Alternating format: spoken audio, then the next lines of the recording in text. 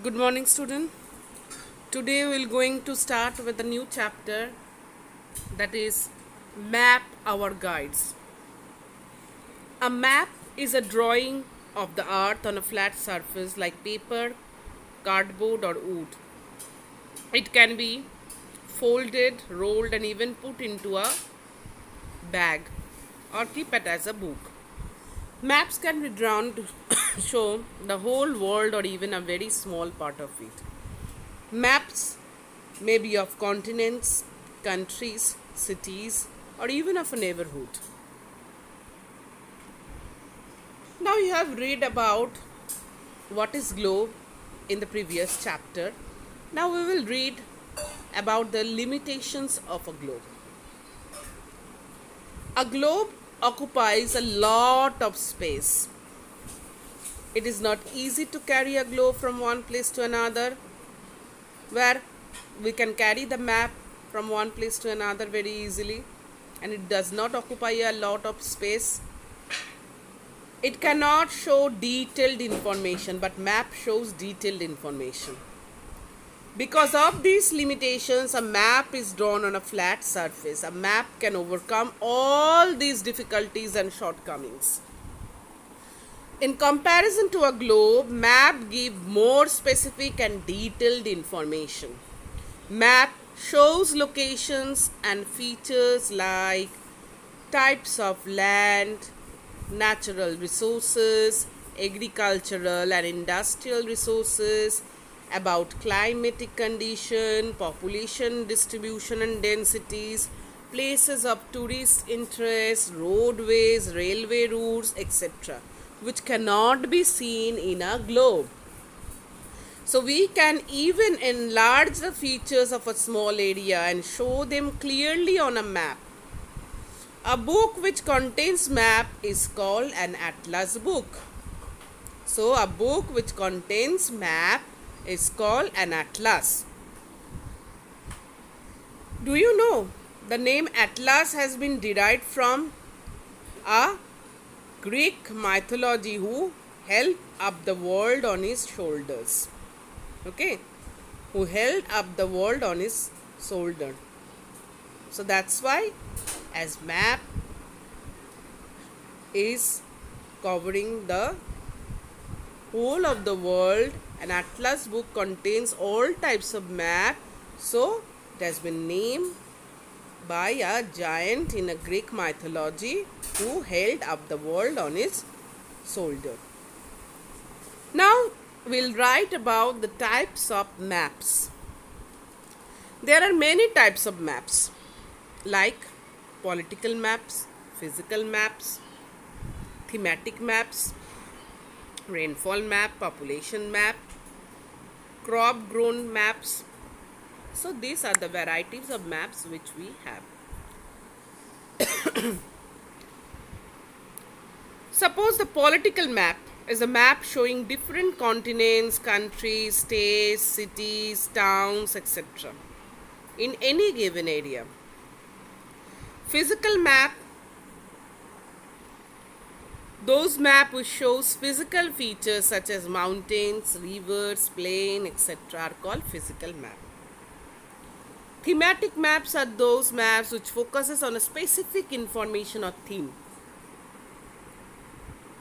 They are called thematic map. Some map shows rainfall in different areas. They are called rainfall maps. Some map shows population in different areas. They are called population maps. Some map shows crops grown in the different parts of the given area. They are called crops grown map. Now what are the advantages of map? A map can be carried easily. With the help of a map, you can easily locate the political boundary of a country. Through a map, you can easily show the courses of rivers, road, railways, waterways and airways. Distribution of rainfall, forest, mineral, crops, population, climate, industry is seen easily on map. You can easily locate cities, hills, mountain, plains, plateaus, valleys, etc. on a map. Do you know that a person who makes a map is called cartographer? and the study of map is called cartography. So person who make map is known as cartographer. A map without a scale is called a sketch only. Now, in order to read a map, certain language is used. This is called language of a map. This language includes various signs, symbol, colors that are used for showing different things on a map. Every map has a key which indicates what the colors and symbols stands for. For example, green color stands for a lowland, blue color stands for a water bodies. So these symbols and colors are given in legends in the map. Now, directions in the map. Maps are generally shown with north at the top. Some maps, however, indicate north and south with an arrow. When we are facing north, our left side indicates west and our right side shows east. The four measured directions are north, south, east, west. East, west. The four measured directions are further divided and into intermediate directions such as northeast, southeast, southwest, northwest. They are called intermediate direction and or sub directions.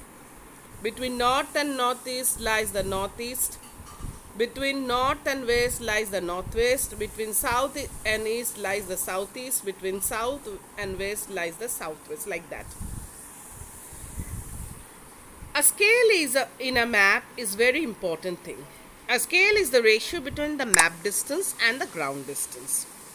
So maps are always drawn according to some scale. A map without a scale is called a sketch.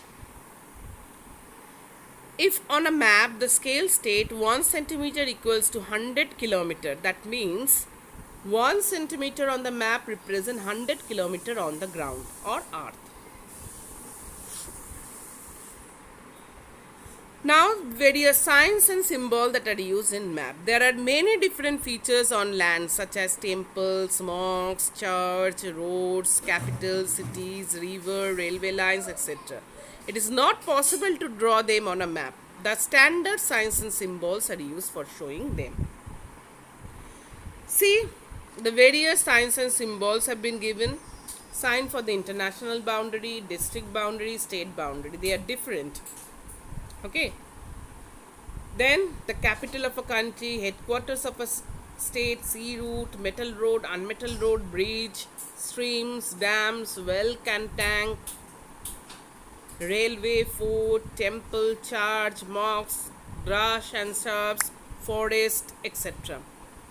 So these type of legend which is provided on the map that can be seen in the topo sheet, okay, or topographical map. So today we have read about the map, its features, about the directions, the language of a map, what are the advantages of map, and how maps are more advantageous than the globe, that we have read. So today up to this student I will provide with the question answer on the next class. Thanking you.